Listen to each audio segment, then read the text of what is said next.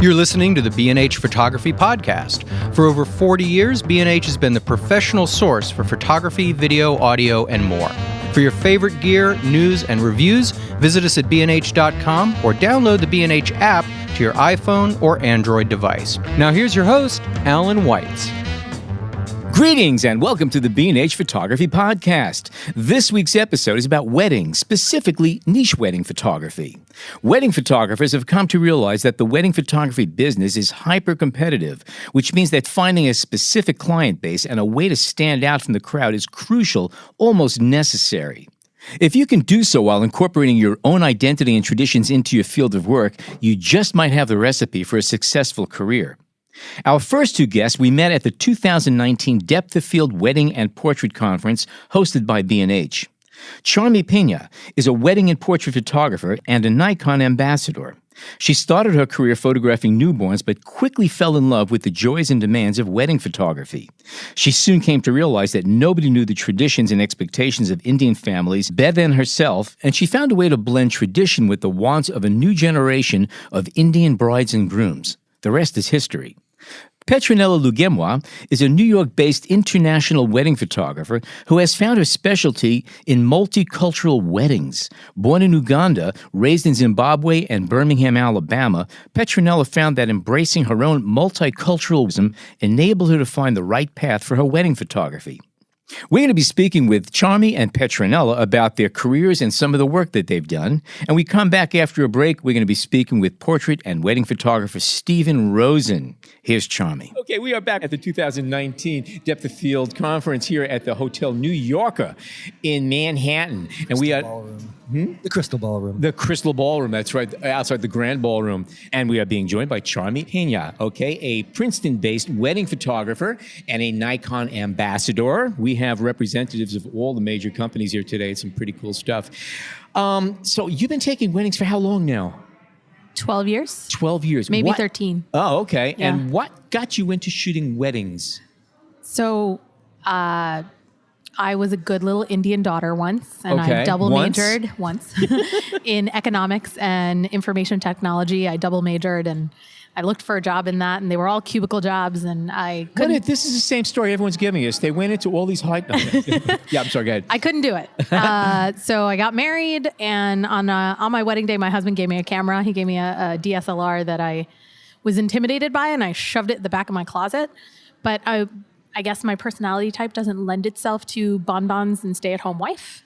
And so I guess I was really annoying. And one day my husband came home with Brian Peterson's exposure book. And he's like, please get a hobby. You gotta get a hobby. You're like, you're really annoying. Yeah, like you got to get a hobby. You're super annoying. I was bored to tears. And so I learned how to use it. And I don't know, we were like, I was sleeping with the camera under my pillow. It was an instant love relationship. So how did you find yourself into doing weddings? What triggered you into that? To do weddings? Yeah. I actually said I was never going to do weddings because brides are crazy. Like I was crazy. Like I don't want to deal with people like me. So I said I was never going to do weddings, but I started doing babies, and a friend of a friend saw a baby shoot I did and was like, called me and said, "You're shooting my wedding." I was like, "No, I'm not. I'm not shooting your wedding." She's like, "Oh, come shoot my engagement photos at least." So I went, I shot her engagement photos. I was so excited shooting those engagement photos. I went home, I edited them the same day and sent them to her. And she was like, "There's no way you're not shooting my wedding. You're shooting my wedding." Was it the interaction between you and the people, or were you just concentrating on capturing what was happening there? What triggered you? So what got you? I love that relationship. I love I like having fun with people. And so an engagement session, I'm just like having fun with two people and like enjoying their love and like hearing about that. But two, I think that I've always liked having like a finished product and being like, look what I made. I made this. And so being able to look at something and say, I made this, that there's like a fulfillment in that. Gotcha. And so I think that really, and I'm a bit of a people pleaser. And so being able to make something that I love making and love feeling like I made something, and then having somebody else be really happy about it, that's like fulfilling all kinds of different needs that I have as just a human being. Right. Yeah. Now, your site, it's very, very, very ethnic oriented.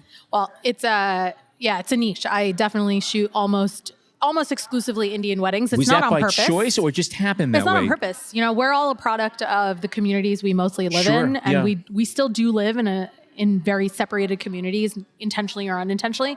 So most of my family is Indian. Most of their friends are Indian, and so when people found out that I was shooting weddings, historically it's been a lot of Indian uncles directly from India, and so that's one style. And I was shooting just in a different, more modern way. And so it's kind of the best of both worlds for Indian young people whose parents are probably footing the bill. They want the traditional aspect as Right? well as the, And so- the modern aspect. Right. They want to make sure that it's somebody who knows the traditions, who understands the traditions. And I do, because I live them. You have to do it because again, this topic's come a few times today. You can't redo a wedding. No. It has to be done right. And you Yeah. have to capture all the things that are happening Yep. when they happen because you don't get a second shot. No. And Indian weddings are the ceremony, there's so much detail in the ceremony, and there's something happening every second. And if you for a second think, oh, I got it, I'm going to take a break, you're screwed.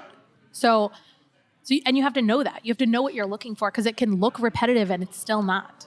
And they'll know. Is that one thing that you would say is different from Indian weddings, or at least from the photography side of it? You need to get more details than you might otherwise? Absolutely. Yeah. There's just so much, even within the ceremony, there's so much detail that you really need to pay attention. And people want all those Oh, aspects yeah. captured. 100%. Can you talk about some of those specific customs? 'Cause We could definitely sit here for 30 hours talking about this, but I'll try and pick like 3 that are super quick. We exchange garlands. That's a big deal. Like that's the big kickoff of the ceremony is we exchange garlands. And the other thing is we do rings now. And so a lot of people incorporate rings into the ceremony, but the real thing that most Indian cultures do, and it can vary if you're South Indian, North Indian, from Gujarat or Punjab, we usually do a necklace. It's called a Mangalsutra, or a thali if you're South Indian. And the necklace is really the thing that's like the binding, we're married now. Some South Indian cultures have rice throwing. So you literally throw rice at each other, the bride and the groom, and it's really fun, and it's fun to shoot. But you have to know what you're looking for. And in terms of lighting, almost all of these ceremonies are happening in ballrooms, because that's the only space that can hold groups as large as, Indian weddings can be. Indian weddings are large. Oh, yeah, because my parents invited everyone they ever met, including like the taxi driver who picked them up at JFK Airport upon their arrival. Everybody gets invited. He's actually a nice guy. He's great. Yeah. He's my godfather. No, I'm just kidding. Well, maybe your last name indicates there's another ethnicity going on in there, right? Oh, Patel Peña. So my last name is actually Patel Peña.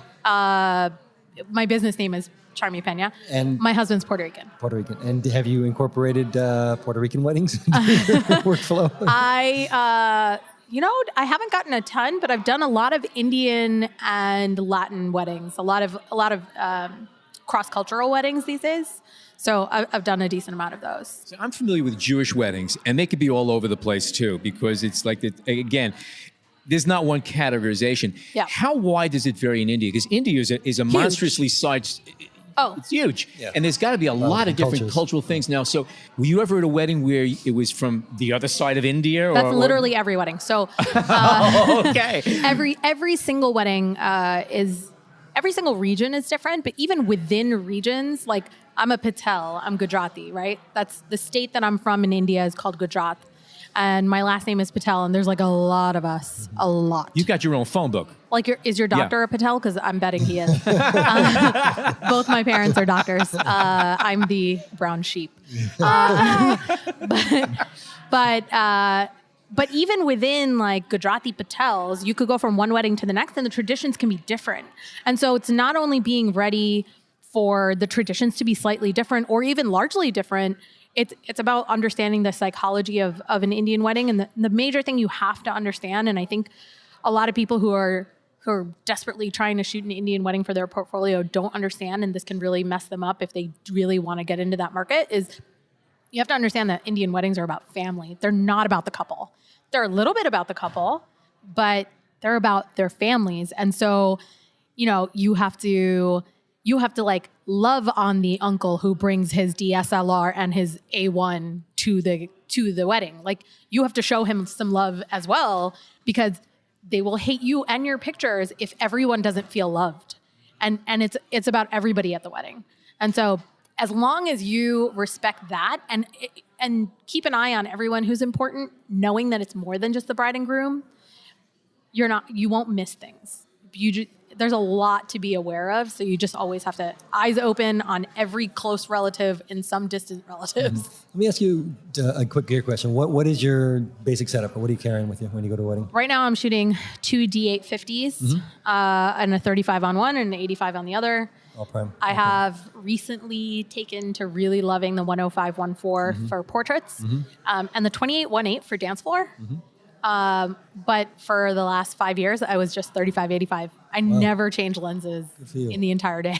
So you know your gear. So actually, there's a lot to be said about that. I know what it's going to look like before I put it up to my face. And going into 2019, not gear-wise, but is there anything you want to incorporate into your style? New things you want to try? Anything going on that way? So gear-wise, I want to bring C6s into the picture because I really love the EVF, and I find it kind of exciting to shoot with something that's giving me like accurate everything. WYSIWYG. Yeah. But I'm always looking to like change up my lighting. I think that if you look at my website, you can tell that I'm big on lighting. I would definitely not call myself an ambient light shooter. Not who I am. We need two sides of this this wedding conference here. Yeah. Oh, yeah. I'm not that one. Right, gotcha. I'm not light and airy either, unless the moment calls for it. If I happen to be in a light and airy setting, then my images will. But I think that I get stereotyped pretty closely to dark and moody. Well, it's interesting that you say that, because a lot of stormy. Just like my soul. The gowns and the garb that's worn at Indian weddings, it's the detail and color and everything, and it has to be moody because it's the opposite of a white backdrop. Exactly. I think that my brides are spending a boatload of money on their clothing, their jewelry, their decor. And I think that I need to capture every single detail, and that lends itself, I think, to a more moody, dramatic. It's a visual treat, too. I mean, it's like no matter where you aim your lens at an Indian wedding, I guess you have to grab something good. There's a lot of color. Trust me, you can get it wrong. Yes. Yeah. But yes, it is an embarrassment of great things to capture. And so I feel like it's my duty to get it right. Like these people invested a lot of money in having this beautiful, opulent wedding, and I need to deliver photos that give you that beautiful, opulent feeling. So I know that. Or do you have an assistant usually? I always have a second shooter. Okay. All right. Yeah. I know that Indian weddings are really big on tradition and stuff like that. Has anybody made the entrance on an elephant? I haven't had an elephant yet because the East Coast is notoriously terrible about elephant permits. For my own wedding, I found an elephant. I found a guy. Really? And then my town would not allow me to bring the elephant. They told me they'd arrest me on site. Our friends did a horse instead. Yeah. So almost all of my weddings have a horse. Some of them lately have had Maseratis and Lamborghinis and fancy. Well, there are dancing horses on Ferraris, so there you go. There we go. Yeah, we've had a lot of Ferraris lately. So if they can't do a horse, even if they can, sometimes we've been doing expensive cars. Sometimes there's a horse and buggy. But yeah, so no it just has to be yet. an elaborate form of transportation. Is that really what it is? It's symbolic, right? Usually in India, the wedding was in the bride's village. Right. And so the groom and his entire family, it's called a barat usually, and it's symbolic of them leaving their village and making the journey to her village to come participate in the wedding. Gotcha. And so we still do it because it's fun. Yeah. And we like to have fun. The other thing about Indian weddings is they do not take themselves that seriously. We like to have, there are games during the wedding. Like there are the shoes. You guys know about the shoes? No. The bride's family, so you're not allowed to wear shoes on the altar. Right. Ever. We have an altar. It's called the mandap. It's very similar to a huppah. And within the 4 pillars, you can't wear shoes. Okay. So your shoes have to come off before you get up. The shoes, as soon as they come off, the bride's family steals the groom's shoes. And when he tries to get off the stage, they require payment to return them. So yeah. Awesome. So they don't And sometimes that payment can be in the thousands of dollars. And it's gotten much more expensive since Venmo was created, because back in the day, you had as much money as you brought to the wedding. And now everyone's like, I know you have Venmo. Like, They're like this, just send me the money. But throughout the ceremony, there's just games, there's content. It's just fun. And Cool. yeah. Let's end it on that. And All right. talk about Charmi, my that's time. terrific. Thank you so much for joining us. If people want to see more of your work, and your website is terrific, where should they go? www.charmipeña.com, CharmiPena. Same for Instagram, Charmi Peña. Gotcha. Okay. And it's worth your while to stop by. It's great work. Charmi, thank you so much for joining us Thanks for today. having me. This is fun. Thanks a lot. Good. Cool. Thanks a lot. Okay, we are back, and we're sitting with Petronella Lugemwa. Yes, you nailed it. Lugemwa, yes. Now I got it Okay. 100%. I'm learning a lot of names the past few days, let me tell you. I'm sure you are, yeah. Anyway, you specialize in Multicultural, interfaith, intercultural. Yes. anything out of the norm. Yes. Okay. Yes. How did you find yourself getting into this niche within a niche? That's a great question. So I'm multicultural myself. I was born in Uganda, have grown up all over the world, Zimbabwe, all these different places. And so I came to the United States, and it was a culture shock. I felt myself struggling to celebrate my heritage, who I was, trying to fit in. And I didn't even tell people who I was until someone called me out. And I was like, oh my gosh. They were like, we didn't know there was this other side to you, you're Ugandan and all of this. And so I thought about that, and I realized that there are a lot of people. I started talking to a bunch of people, and they all had the same experience. And I was like, wait a minute, I want to help these couples celebrate who they are on their wedding day. Because the wedding day, right? Two families coming together, two different cultures. And weddings And are that's- crazy enough as even Exactly. under the best circumstances, weddings push us all to the limits. Exactly. And then you Okay. throw in two cultures. Sometimes they're Okay. multi-day, different outfits. It could be toxic. Food. It's lots going on. Yeah, exactly. Yeah. So what are some of the more interesting complications you've encountered? Again, basically, we're talking about two people in love but getting married. That's the basis of the whole thing. Absolutely, But then we yeah. got all this other mishigas getting mixed in. So what would be some of the strangest things you ran into as far as, like, you were there and all of a sudden something happened where, wait, we didn't anticipate this, but it was due to two different cultural things or ceremonial things? Anything come to mind that would just be like let me really think stand about out? that. So I am Ugandan, and we have a special engagement ceremony called a kwanjula. Okay. And it's when a couple gets officially engaged, and you have two families on different sides coming together and sort of negotiating who is this guy and is he worthy of entering into the family. So it's a whole He's 8-hour never process. worthy of entering the family. We know that. Okay, all right. I know, right? So going into this, I shot my first one, and I was kind of like, oh, I'm so excited. I know what this is. I know the language. This is going to be easy, right? The other layer of it is they were Muslim, right? Uh-huh. And my country's also already patriarchal, meaning, women are, mostly it's all about the guys, right? And so here's a female photographer coming in, shooting, and then you throw on the layer of Muslim. So what I didn't anticipate and this was early in my career, is I hadn't really studied what a Muslim kwanjula ceremony would be like. So there were things like when everyone was bowing down, like everyone took off their shoes, and I was running around with my shoes, like, let me get the shot. Then I was like, wait, no one has their shoes on. And then a couple of guys saw me. You're not supposed to cross. I didn't know you're not supposed to cross in front as a woman. And I was quickly learning on the fly, but Now, that's... You're not supposed to do it as a woman, but then again, you were also working there.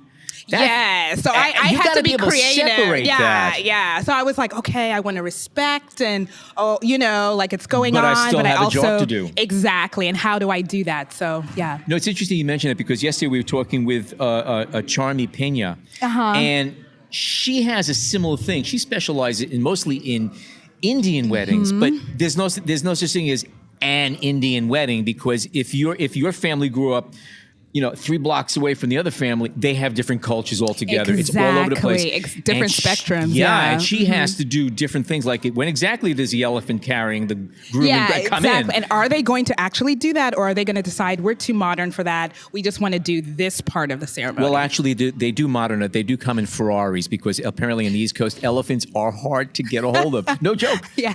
We probed this. I've seen. Yes. So you mentioned that sometimes you'll do a wedding where there's 2 completely different cultures getting married. And there are often 2 ceremonies or separate ceremonies, or do they often normally just Or they find a way hybrid? That's a great, yes. Everyone does something different. So I have learned to really talk to my couples about who are you? How much of your culture and heritage are you bringing to your ceremony? Because some people will do it. We just did one at the end of December where they did everything in one day, and it was like outfit changes and everything, which really should happen over a couple different days. And they just were like, we're just going to do it all 8 a.m. until like, when was it, 1 a.m. or something. It was just like a whole day thing. So you really have to do your homework up front. You can't just walk in there cold saying it's a wedding. No. That can't happen with you. You will totally it shouldn't fall happen and, like, anyway, even in the best. But here it really, because there are so many fine things that you probably can't even anticipate. Exactly. Yeah. Like passing of the kola nuts. I think it's an Ethiopian wedding. Like when the guy gives the rose to the girl as part of his entourage as he's approaching, that's the key moment, not like the exchanging of the rings. Right. That makes sense. So it's knowing those small things or passing. Yeah. Well, I know at the end of each episode, when Jason passes the roses to me, that is the symbolic part. Usually we do it up front, but no, we do it at the end. It's just. Very beautiful, actually.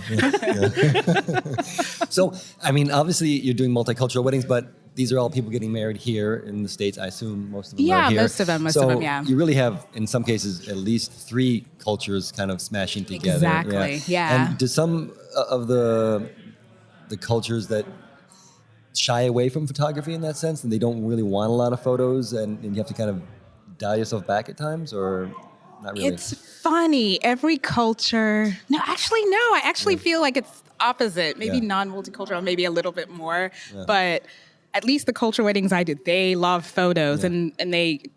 Sometimes the families expect a specific type of photo, like the family formals are the thing, and not like the creative shot. That's not the thing. So. And what did you do prior? Was photography first, and then you found the niche, or you said, I'm comfortable in this world, and I can make a living at it, and I like photography, and I'm going to go for it? Yeah, no, great question. I'm a little weird. I'm very nerdy and geeky. I have an engineering background and a business degree, and so that's sort of my background. I worked in consumer packaged goods, so think Advil, Pepsi, Avon, that kind of stuff. So this is a natural progression. I don't listen. My parents for a long time were like, how's that hobby coming along? Are you using your engineering degree? Have you spoken to that doctor we mentioned to you? That's like Charmi also. For real, okay. Yes. But so how did you get to the wedding then? How did you get to the wedding photography? So I was working at a corporate company, and one of my coworkers was getting married in Mexico, and she had seen that I dabbled in photography here and there, and kind of was like, hey, we know each other. Can you come out and shoot our wedding in Mexico? And I was like, are you sure? I've never done this before. And she was like, come do it. And so I ran and I studied in 3 months. I took workshops and I went out and shot her wedding and was like, I love this. I really love this. And so I began slowly building my business and figuring out, okay, how can I do this full time? And then my company merged with a bigger company, and I was part of the layoffs. Yeah. And I was like, you know what? I did not like that feeling. Yeah. Let's see how we can make this side thing Opportunity something. time. Exactly. Yeah. Sometimes you need that little push. Yeah, exactly. I never would have done it because, the pay. Yeah, walking away, I know. Yep.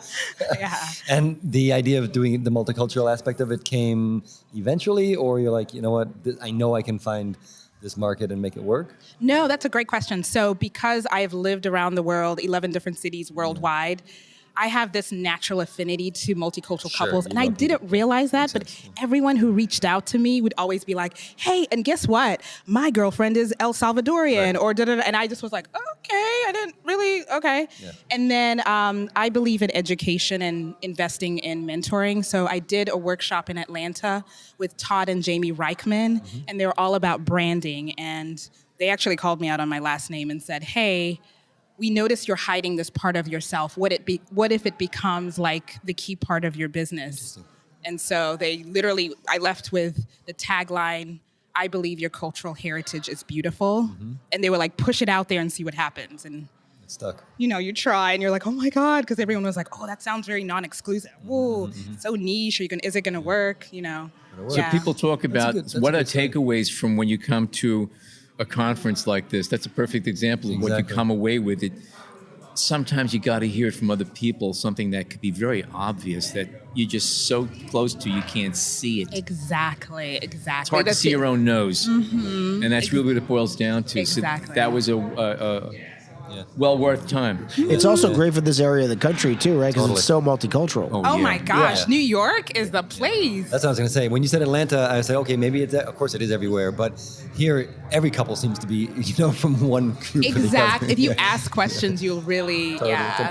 I'm assuming you won't turn down a wedding if it's Jane and Joe Smith. No. I actually have lots of, yeah. As long as they understand and support what I do. We actually, my assistant's right here, but my awesome, fabulous Khadijah is here. Good job. Yeah, we did a couple last year. And I love them. We embrace them. Yeah, absolutely. Of course. So if people would like to see more of your work, websites, Instagram, where should they go? Go to Instagram and then the website. So Instagram is Instagram Petronella Photography. Okay. And it should come up immediately. Petronella Photography.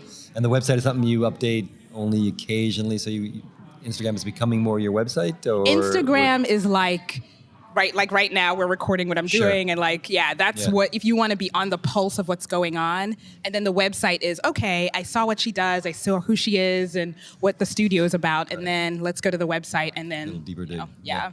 Cool. Great. Wonderful. Okay. Yeah. Pleasure. Petronella, thank you so much for joining us. Great Thank talking you with guys. you. You too. Okay.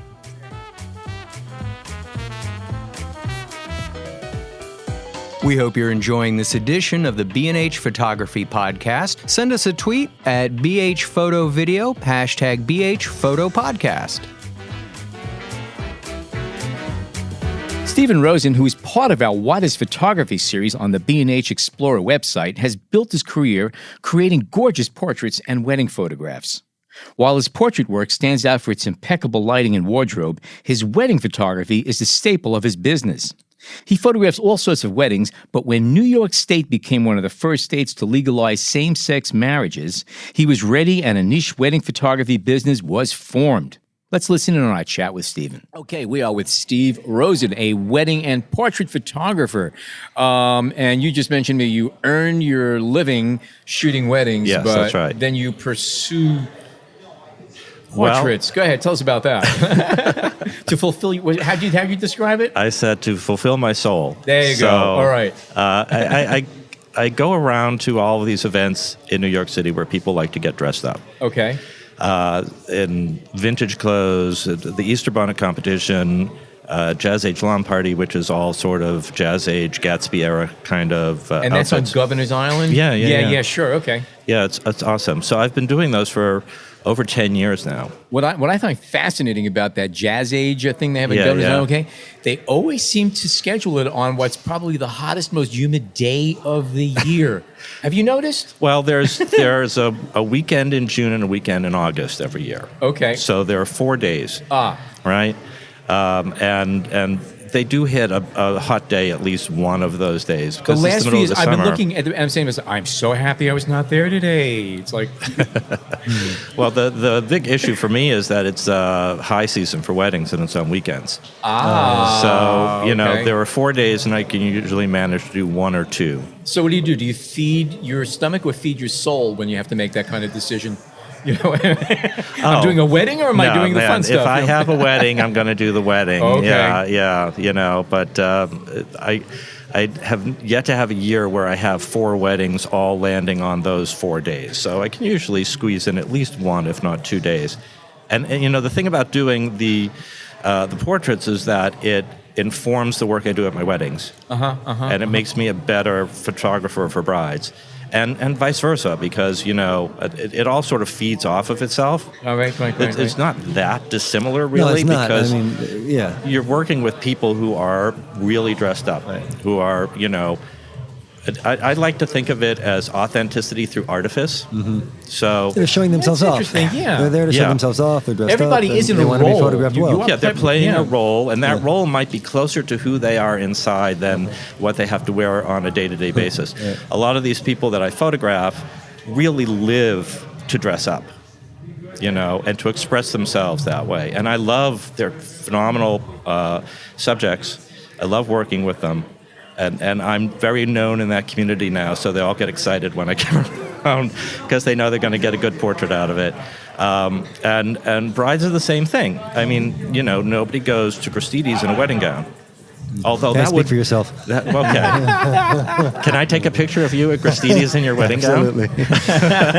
Trader Joe's, but that's all right. Actually, that would make a really awesome shoot. Doesn't have to be a guy in a wedding gown. Not that I would have any problem with that, but right. doing an engagement session at Christie's Well, let me would ask. be kind of cool. Because you mentioned you shoot same-sex weddings. So have you ever had a male bride or a male man dress in a bride's dress? No. Okay. I have had Two brides. I've had two brides, but I've had numerous drag queens in other situations. So the best the bridesmaids or the groomsmaids, I believe they call themselves, were all drag queens at one wedding, which was super awesome. I can imagine. And the pictures are just amazing. And you had the groomsmaids, and then you have the groomsmen, who were all the brothers of the two grooms, right? And the groomsmaids are drag queens who are like 7-8 feet tall. Right. So they're towering over the guys. the actual groomsmen, who are all straight dudes, right? And they're having fun with it, but they're just a little confused by what's happening. So it made for some really terrific images. And it are was you great. pretty much based in New York? Or Yeah, do you I'm in Brooklyn. You're in Brooklyn. Okay. I'm in Brooklyn. But if somebody wants to hire me to fly to Venice to do their wedding there, I will manage somehow. Yeah, you figure it out. Yeah, that's cool. And How did you fall into this? It's a niche, I guess you'd say. For if you're doing same-sex marriages, was that just coincidental? Someone said we'd like to do it, and you said, "Why not? Give it a shot." Well, I'm gay myself. Okay. And this all goes way back, actually. My first husband, he passed away from HIV. Right. And after he died, I was not recognized as his husband. Right? I've heard. And I went to pick up his ashes, and they would not put my name down on the death certificate, and they didn't have my name down to pick up the ashes as his husband. And that was the law at the time, right? So that was painful, but I knew I had to change the law for something like that.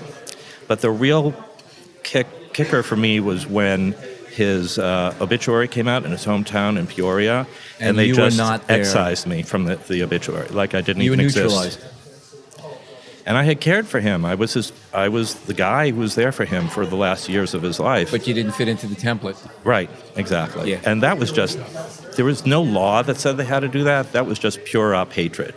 Sure. And so That was op-ed. So I got involved after that in marriage equality, because I felt it was, that experience made me realize how important it was to have the benefits of an actual marriage. Mm-hmm. So I had been working, and this was early on in my career as a photographer. I was just sort of exploring photography at that point. And I learned a lot about photography from photographing the protests and the galas and the parties and the fundraisers for Marriage Equality New York, which later became Marriage Equality USA.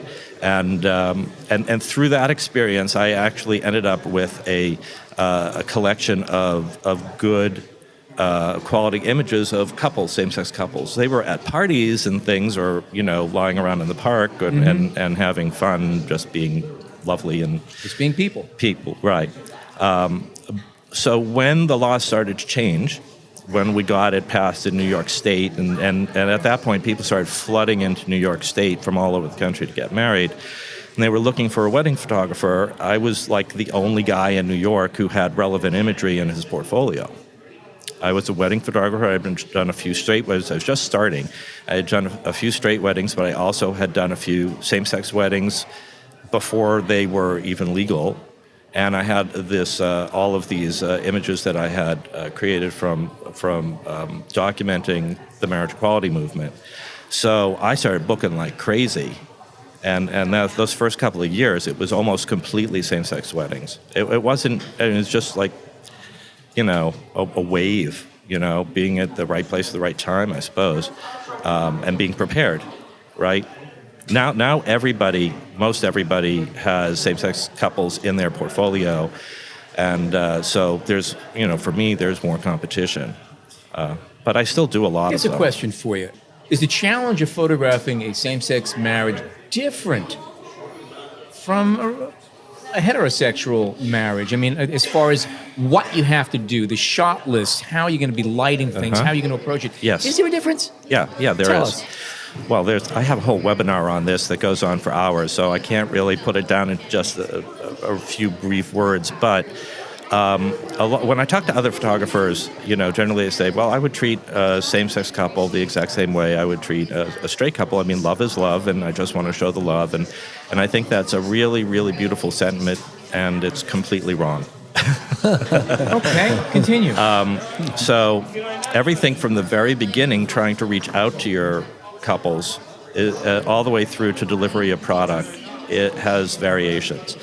Sure, both of the couples are in love, and love is love, but just a couple of things. Like when you are trying to reach out to same-sex couples, you have to be careful that your website and your advertising is all gender-neutral language. You have to sort of get rid of words like bride and groom.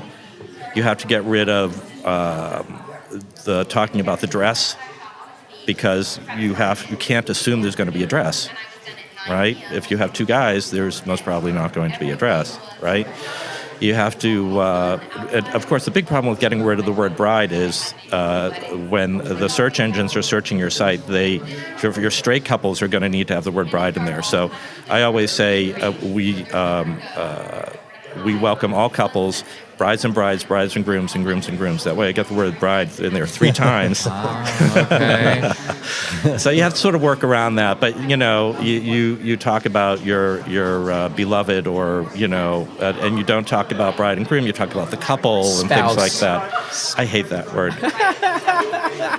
Spouse is too legal. Or partner, that's the other one. It's like I'm not in a law firm. So, but I know people that are dealing with this very subject right now, so it's interesting to hear your take on it. Right. So, that's one of the things sort of when you're gearing up to try to make sure that you are same-sex friendly on your website and in your advertising and things like that.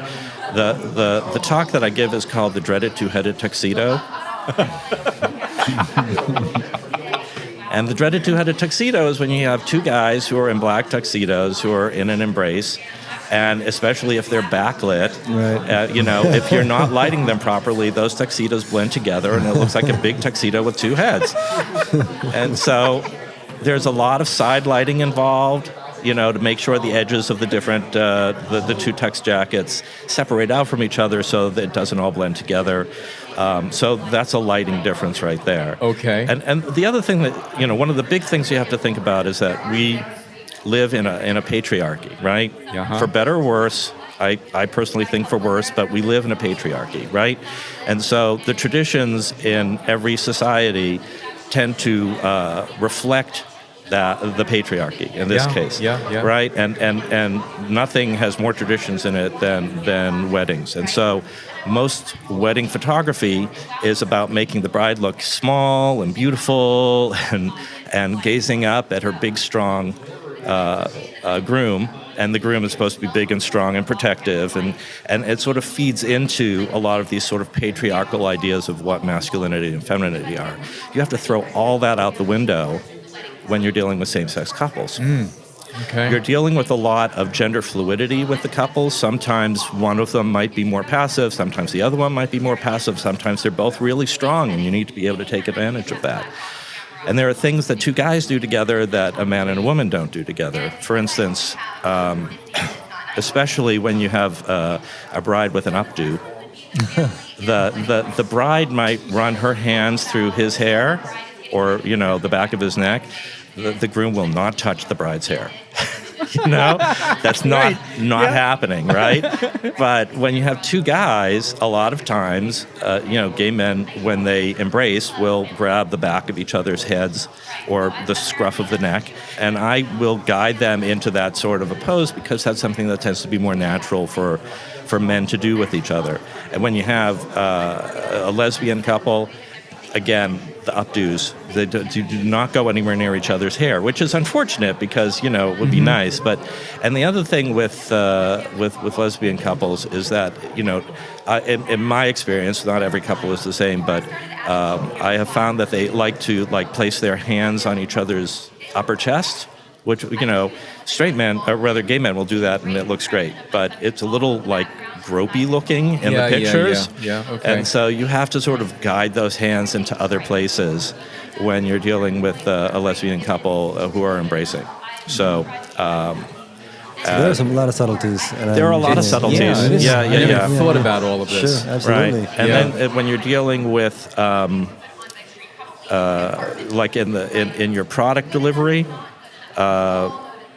straight couples are much more likely to get great big canvases to put on the wall to present to everybody. If you're dealing with a gay couple who is in a not as friendly environment, if they're coming in from a really conservative part of the country or another country that's really conservative, they're not likely to display pictures of their wedding. So there's much more of an emphasis on albums and things that they can pull out and show to people. Wow.